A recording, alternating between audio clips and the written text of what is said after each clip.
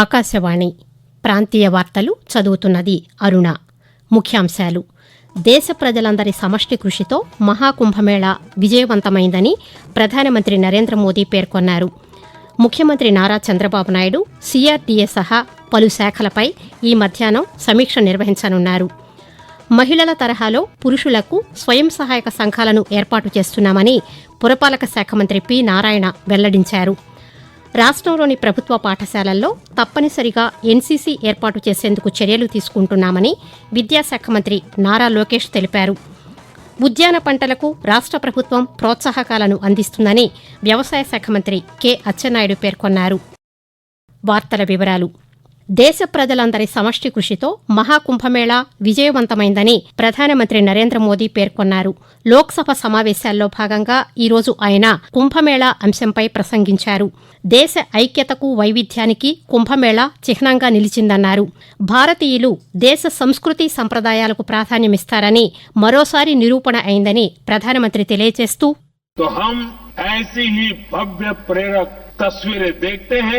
जो हमने महाकुंभ के दौरान देखी, इससे आपसी भाईचारा बढ़ता है और ये आत्मविश्वास बढ़ता है कि एक देश के रूप में हम बड़े लक्ष्यों को प्राप्त कर सकते हैं. अपनी परंपराओं से, अपनी आस्था से, अपनी विरासत से जुड़ने की ये भावना आज के भारत की बहुत बड़ी पूंजी है. अध्यक्ष जी, महाकुंभ से अनेक अमृत निकले हैं. एकता का अमृत, इसका बहुत पवित्र प्रसाद है.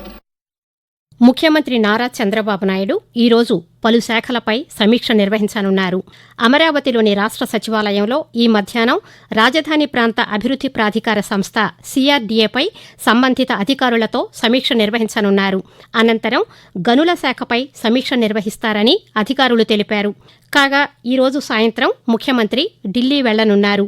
ఢిల్లీ పర్యటనలో భాగంగా రేపు ప్రధానమంత్రి నరేంద్ర మోదీతో పాటు పలువురు కేంద్ర మంత్రులతో ముఖ్యమంత్రి సమావేశం కానున్నారు. అలాగే గేట్స్ ఫౌండేషన్ వ్యవస్థాపకులు బిల్ గేట్స్తో సమావేశమవుతారని ప్రభుత్వ వర్గాలు తెలిపాయి. మహిళల తరహాలో పురుషులకు స్వయం సహాయక సంఘాలను ఏర్పాటు చేస్తున్నామని పురపాలక శాఖ మంత్రి పి. నారాయణ తెలిపారు. శాసనసభ సమావేశాల్లో భాగంగా ఈరోజు ఆయన మాట్లాడుతూ, రాష్ట్రంలోని విజయవాడ, విశాఖపట్నం నగరాల్లో పురుషులకు ఈ సంఘాలున్నాయన్నారు. ఇప్పటి వరకు ఈ రెండు నగరాల్లో కలిపి 818 స్వయం సహాయక సంఘాలు ఏర్పాటయ్యాయని మంత్రి తెలియజేస్తూ, మహిళలకు ఏ విధంగా అయితే ఈ రోజు చేస్తున్నారో అదే విధంగా చేయాలని ఉద్దేశంతో ప్రపోజ్ చేశారు అధ్యక్ష. దాని మీద మన రాష్ట్రంలో ఈ రెండు విశాఖపట్నం, విజయవాడ, ఈ రెండిట్లో ఇంతవరకు యాక్చువల్ అధ్యక్ష 818 గ్రూపులు చేశారు అధ్యక్ష. భారతదేశం మొత్తం 25 సిటీస్ లో 1949 గ్రూపులు మాత్రమే చేస్తే, అందులో మన రాష్ట్రంలో 2 సిటీస్ లో 818. అంటే భారతదేశంలో చేసిన మొత్తం గ్రూపుల్లో 42% అర్బన్ అథారిటీలో చేశారు అధ్యక్ష.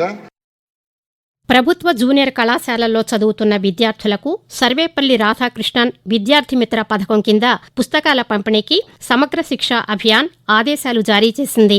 2025-26 విద్యా సంవత్సరానికి గాను ఇంటర్మీడియట్ మొదటి, రెండవ సంవత్సరం విద్యార్థులకు పాఠ్య పుస్తకాలు, వొకేషనల్ పుస్తకాలు, పోటీ పరీక్షలకు సంబంధించిన సమాచారం మొదలైన పుస్తకాలు అందించనున్నట్లు విద్యాశాఖ తెలిపింది. రాష్ట్రంలోని ప్రభుత్వ పాఠశాలల్లో ఫిజికల్ ఎడ్యుకేషన్తో పాటు నేషనల్ క్యాడెట్ కోర్ ఎన్సీసీ ఏర్పాటు చేసేందుకు చర్యలు తీసుకుంటున్నామని విద్యాశాఖ మంత్రి నారా లోకేష్ తెలిపారు. శాసనసభ సమావేశాల్లో భాగంగా ఈరోజు ఆయన మాట్లాడుతూ, ఎన్సీసీ వచ్చేగల నేను కేంద్రంలో ఉన్న రక్షా మంత్రి రాజ్నాథ్ సింగ్ గారిని ప్రత్యేకంగా కలిసి ఒక డైరెక్టరేట్ ఇక్కడ ఏర్పాటు చేయండి, ఎందుకంటే డైరెక్టరేట్ ఇక్కడ ఉంటే ఎన్సీసీని పెద్ద ఎత్తున ప్రోత్సహించగలుగుతానని ఆయన కోరతం చెంది ఆయన అనుకూలంగా కూడా స్పందించారు. ఈ ప్రకారం మనం ఇప్పటి వరకు గవర్న్ అవుతా వచ్చామండి. ఏమైనా మార్పులు చేర్పులు చేయాలంటే ఈ జియో నంబర్ 88కి సవరణలు తీసుకురావాలి. ఆంధ్రప్రదేశ్ రాష్ట్ర సహకార మార్కెటింగ్ సమాఖ్య లిమిటెడ్ ఏపీఫెడ్, భారత జాతీయ వ్యవసాయ సహకార మార్కెటింగ్ సమాఖ్య నాఫెడ్ ఆధ్వర్యంలో ప్రభుత్వం ప్రకటించిన మద్దతు ధరతో శనగల కొనుగోలు కేంద్రాలను ఈ రోజు నుంచి ప్రారంభిస్తున్నట్లు ఎన్టీఆర్ జిల్లా కలెక్టర్ డాక్టర్ జి. లక్ష్మీశ ఒక ప్రకటనలో తెలిపారు. శనగల కొనుగోళ్లకు జిల్లాలో ఇబ్రహీంపట్నం, కంచికచర్ల, వీరులపాడు, చంద్రలపాడు మండలాల్లో 12 ప్రాథమిక వ్యవసాయ రుణ సంఘాలు, 30 రైతు సేవా కేంద్రాల్లో కొనుగోలు కేంద్రాలు ఏర్పాటు చేయడం జరిగిందన్నారు. శనగల పంటకు క్వింటాకు 5,650 రూపాయల మద్దతు ధరకు కొనుగోలు చేసేందుకు ప్రభుత్వం అనుమతి ఇచ్చిందని తెలిపారు. రైతులు తమకు కేటాయించిన తేదీ ప్రకారం కొనుగోలు కేంద్రాల వద్దకు వచ్చి తమ పంటను విక్రయించుకోవచ్చని కలెక్టర్ సూచించారు. ఆకాశవాణి ప్రాంతీయ వార్తలు వింటున్నారు. ఉద్యాన పంటలకు రాష్ట్ర ప్రభుత్వం ప్రోత్సాహకాలను అందిస్తుందని వ్యవసాయ శాఖ మంత్రి కె అచ్చెన్నాయుడు తెలిపారు.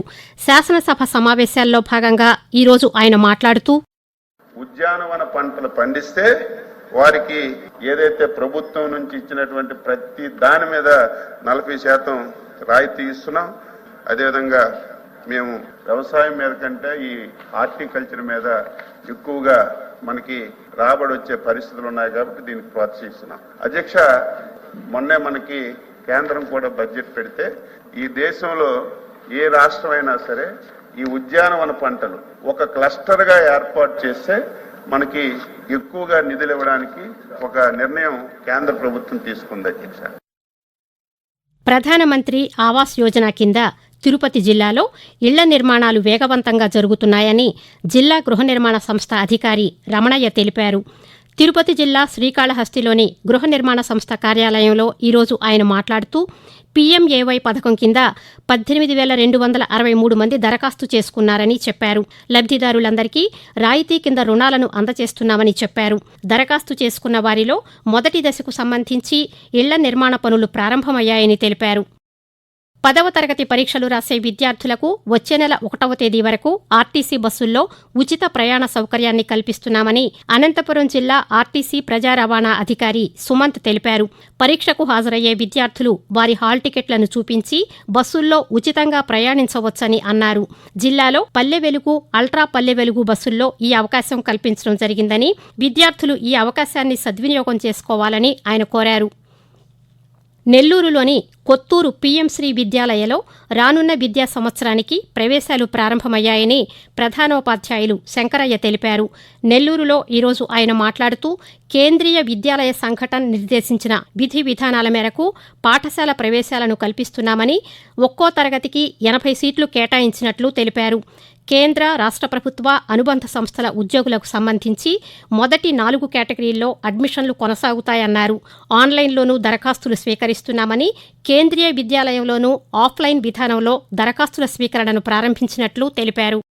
సేంద్రియ సాగు విధానంలో రైతులందరూ పంటలను సాగు చేయాలని పల్నాడు జిల్లా కలెక్టర్ పి అరుణ్ బాబు కోరారు. ప్రకృతి వ్యవసాయ తోటల పెంపకంపై రూపొందించిన పుస్తకాన్ని నర్సరావుపేటలోని జిల్లా కలెక్టర్ కార్యాలయంలో ఆయన ఆవిష్కరించారు.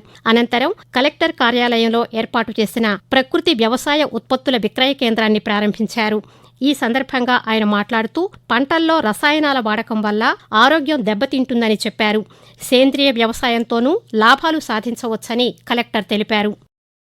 ప్రధానమంత్రి నరేంద్ర మోదీ తన మనసులోని భావాలను ఆకాశవాణి ద్వారా దేశ ప్రజలతో పంచుకునే మన్ కీ బాత్ మనసులోని మాట కార్యక్రమం 120వ సంచిక ఈ నెల 30వ తేదీ ఆదివారం ప్రసారమవుతుంది. మన్ కీ బాత్ కార్యక్రమానికి ప్రజలు తమ సూచనలు అందించాలని ప్రధానమంత్రి కోరారు. ప్రజలు తమ స్వర సందేశాలను 1800117800 నెంబర్కు ఈ నెల 28వ తేదీ సాయంకాలం వరకు పంపవచ్చు. ప్రాంతీయ వార్తలు ముగించే ముందు ముఖ్యాంశాలు మరోసారి. దేశ ప్రజలందరి సమష్టి కృషితో మహాకుంభమేళా విజయవంతమైందని ప్రధానమంత్రి నరేంద్ర మోదీ పేర్కొన్నారు. ముఖ్యమంత్రి నారా చంద్రబాబు నాయుడు సిఆర్డీఏ సహా పలు శాఖలపై ఈ మధ్యాహ్నం సమీక్ష నిర్వహించనున్నారు. మహిళల తరహాలో పురుషులకు స్వయం సహాయక సంఘాలను ఏర్పాటు చేస్తున్నామని పురపాలక శాఖ మంత్రి పి నారాయణ వెల్లడించారు. రాష్ట్రంలోని ప్రభుత్వ పాఠశాలల్లో తప్పనిసరిగా ఎన్సీసీ ఏర్పాటు చేసేందుకు చర్యలు తీసుకుంటున్నామని విద్యాశాఖ మంత్రి నారా లోకేష్ తెలిపారు.